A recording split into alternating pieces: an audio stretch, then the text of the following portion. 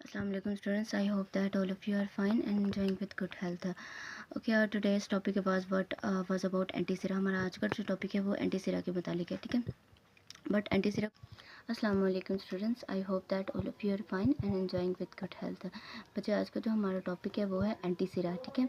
तो एंटी को स्टार्ट करने से पहले हमें कुछ बेसिक टर्म्स का पता होना चाहिए. जैसे कि आपने कॉमनली नेम सुना होता है एंटीबॉडीज़ का, एंटीबॉडीज़, ठीक है. इसी तरह आपने नेम सुना होगा ब्लड सेल्स का, ठीक है. देन ब्लड की कंपोजिशन क्या होती है, ब्लड की कंपोजिशन क्या होती है, एंटीबॉडीज़ क्या होती हैं, ब्लड सेल्स क्या होते हैं, ब्लड की कंपोजिशन क्या होती है. इसी तरह आपने नाम सुना होगा fibrinogen.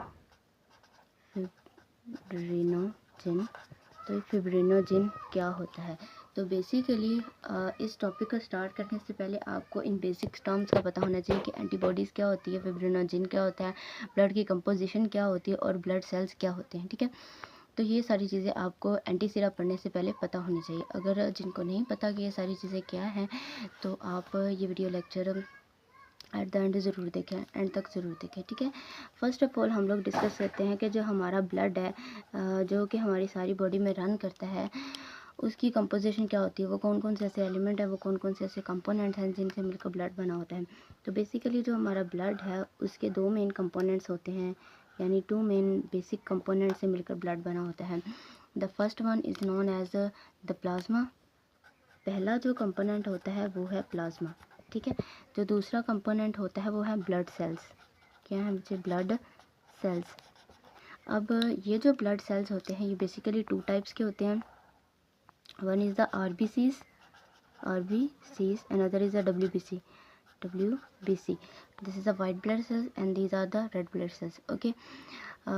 They are also known as erythrocytes and they are also known as leukocytes. In this word, erythro means red and leuko means white. So therefore the leukocytes are known as white blood cells and erythrocytes are known as red blood cells, okay. Now what is the function of red blood cells? Basically red blood cells have a protein known as hemoglobin, okay. Hemoglobin, with the help of this hemoglobin protein, this is a protein, with the help of this hemoglobin, the red blood cells help in the transport of oxygen, ठीक है. Oxygen की transport में क्या करते हैं, help करते हैं, ठीक है. ओके, ब्लड में ऑक्सीजन की जो ट्रांसपोर्ट है वो प्रॉपर है, ठीक है. उसके बाद जो वाइट ब्लड सेल्स होते हैं बच्चे, ये क्या करते हैं, ये बेसिकली डिफेंस सिस्टम के तौर पर काम करते हैं, ठीक है. डिफेंस सिस्टम के तौर पर काम करते हैं, ठीक है. तो ये हमने डिस्कस कर लिया, ये डिफेंस सिस्टम के तौर पर काम करते हैं, ठीक है. तो ये मैंने आपको थोड़ा सा ब्रीफली बता दिया कि ये सारा क्या. अब आ जाते हैं प्लाज्मा पर. प्लाज्मा क्या है, प्लाज्मा बेसिकली सिंपल सी बात है, ये क्या है, जो लिक्विडी पोर्शन होता है, वाटरी पोर्शन होता है, या लिक्विडी पोर्शन होता है, या फिर वाटरी पोर्शन होता है, लिक्विड पोर्शन होता है, एक्वस आप लोग कह सकते हो, एक्वस पार्ट होता है जो ब्लड का, उससे ही हम लोग क्या कहते हैं, प्लाज्मा कहते हैं, ठीक है. ये कोई इतना मुश्किल नहीं है, ठीक है. अब हम लोग आ जाते हैं, जो मैंने आपको कहा था कि एंटीबॉडीज़ क्या होती हैं और फिब्रिनोजेंस क्या होते हैं, ठीक है. तो सबसे पहले मैं आपको बता देती हूँ कि एंटीबॉडीज़ क्या है, ठीक है. एंटीबॉडीज़ क्या हैं, तो एंटीबॉडीज़ बेसिकली क्या होती हैं, these are the proteins, okay. Antibodies are the proteins which are produced by your immune system, जो कि आपका इम्यून सिस्टम प्रोड्यूस करता है. कौन प्रोड्यूस करता है, आपका इम्यून सिस्टम प्रोड्यूस करता है. और ये जो प्रोटीन होती हैं ये प्रेजेंट होती हैं आपके प्लाज्मा के अंदर, यानी ब्लड के प्लाज्मा के अंदर ये जो एंटीबॉडीज़ प्रोटीन हैं ये प्रेजेंट होती हैं, ठीक है. अब इन एंटीबॉडीज़ प्रोटीन का फंक्शन क्या होता है, जैसे ही आपकी बॉडी में, अब इनका हम क्या डिस्कस करने लगे हैं, फंक्शन डिस्कस करने लगे हैं. क्या डिस्कस करने लगे हैं, फंक्शन. तो फंक्शन इनका क्या होता है बेसिकली बच्चे, कि जैसे ही आपकी बॉडी में कोई फॉरेन पार्टिकल आता है, कोई फॉरेन पार्टिकल आता है या कोई फॉरेन मटेरियल आता है, आप लोग कह सकते हो कोई फॉरेन मटेरियल आता है या कोई फॉरेन सब्सटेंस आता है। फॉरेन सब्सटेंस और फॉरेन मटेरियल में क्या आते हैं बेसिकली, जर्म्स आते हैं, ठीक है, जर्म्स, बैक्टीरिया, वायरस, जो भी है। कि जैसे ही आपके ब्लड के अंदर या आपकी बॉडी में एंटर होता है तो आपकी एंटीबॉडीज़ क्या करती हैं, आपकी जो एंटीबॉडीज़ होती हैं वो इसके साथ क्या करती है, बाइंड कर जाती हैं। क्या कर देती हैं, बाइंड करके इसको क्या कर देती हैं, डिस्ट्रॉय कर देती हैं, डिस्ट्रॉय कर देती हैं। इस तरह ये एंटीबॉडीज़ आपके डिफेंस सिस्टम के तौर पर काम करती हैं। कैसे काम करती हैं बच्चे, डिफेंस सिस्टम के तौर पर, डिफेंस सिस्टम के तौर पर आपकी बॉडी के अंदर ये, तो इस तरह ये आपके डिफेंस सिस्टम के तौर पर काम करती है, ठीक है। अब नेक्स्ट चीज़ हमारे पास कि जो हमें नेक्स्ट वो हमने फिब्रिनोजेन डिस्कस करना है। क्या डिस्कस करना है, फिब्रिनो, नेक्स्ट हमने डिस्कस करना है फिब्रिनोजेन, ठीक है। तो fibrinogen basically, fibrinogen is also a protein. Fibrinogen भी क्या होती है, एक प्रोटीन है, ठीक है, एक प्रोटीन है। अब वो तो आपका इम्यून सिस्टम प्रोड्यूस कर रहा था, ठीक है। तो फिब्रिनोजेन कौन प्रोड्यूस करता है, बेसिकली बच्चे जो फिब्रिनोजेन है वो आपके लिवर में प्रोड्यूस होती है और ये भी आपके प्लाज्मा में प्रेजेंट होती है, ठीक है। लिवर प्रोड्यूस करके ब्लड के प्लाज्मा में भेज देता है किसको, फिब्रिनोजेन को, ठीक है। जैसे ही लिवर प्रोड्यूस करता है तो वो इसको कहाँ पे भेज देता है, ब्लड के प्लाज्मा में, ठीक है। अब जब ये ब्लड के प्लाज्मा में होती हैं तो जैसे ही आपको कोई कट लगता है, इनका फंक्शन अब क्या देखने लगेंगे कि इनका फंक्शन क्या होता है, बेसिकली क्या फंक्शन परफॉर्म करते हैं हमारी बॉडी के अंदर ये फिब्रिनोजेंस, ठीक है। तो बेसिकली ये डिज़ोल्व प्रोटीन होती है प्लाज्मा के अंदर, ये डिज़ोल्व फॉर्म में होती हैं, डिज़ोल्व फॉर्म में, ठीक है, डिज़ोल्व फॉर्म में हल हुई होती हैं, ठीक है। अब इनका फंक्शन क्या है कि जैसे ही आपको कोई कट लगता है, ठीक है, आपको कोई कट लग गया या कट लग जाता है, ठीक है, आपकी ब्लीडिंग होना स्टार्ट हो जाती है, आपकी ब्लीडिंग स्टार्ट हो जाती है, आपको कट लगता है और आपकी ब्लीडिंग स्टार्ट हो जाती है। अब देखें ज़रा, ये एक क्लोटिंग प्रोटीन के तौर पर वर्क करती है। क्लोटिंग प्रोटीन होती है, कौन सी प्रोटीन होती है, क्लोटिंग प्रोटीन।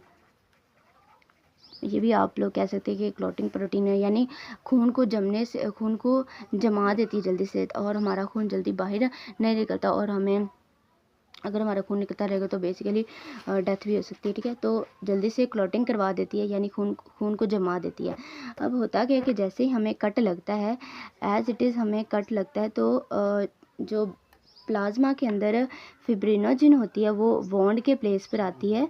फिब्रिनोजेन जो होती है वो कहाँ पे आती है, जहाँ पर हमें कट लगा होता है या जहाँ पे हमें वॉन्ड होता है, वॉन्ड के प्लेस पर आ जाती है।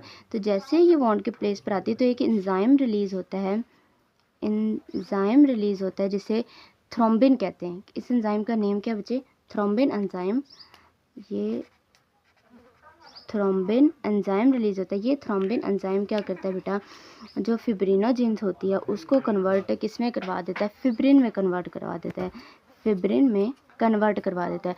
तो ये जो फिब्रिन होती है ये बेसिकली असल फंक्शन इस फिब्रिन का होता है। ये फिब्रिन जो होती है ये क्लॉटिंग करवा देती है और हमारा खून जम जाता है, बाहर मज़ीद खून नहीं निकलता, ठीक है।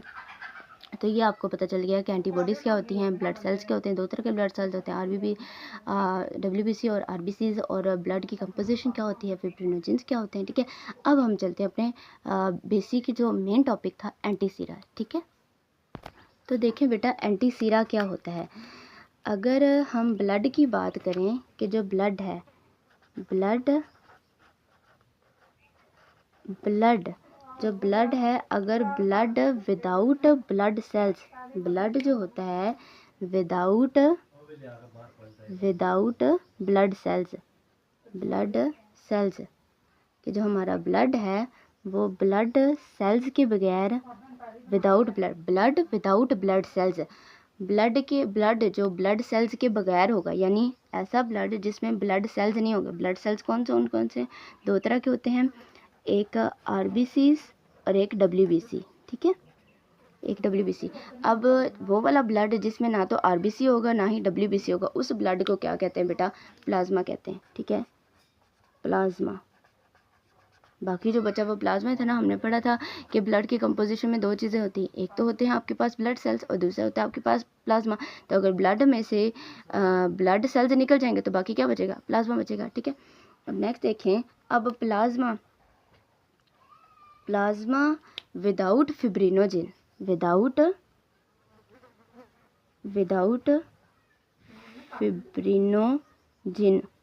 फिब्रिनोजिन आपके पास क्या थी, प्रोटीन थी, ठीक है।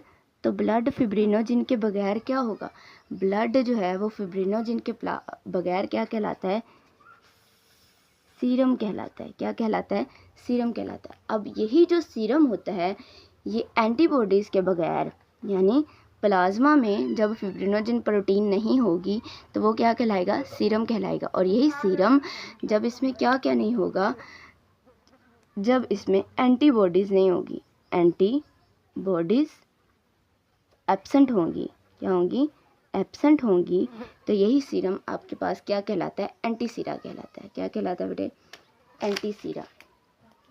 आपके पास ये क्या कहलाता है फिर, एंटीसीरा।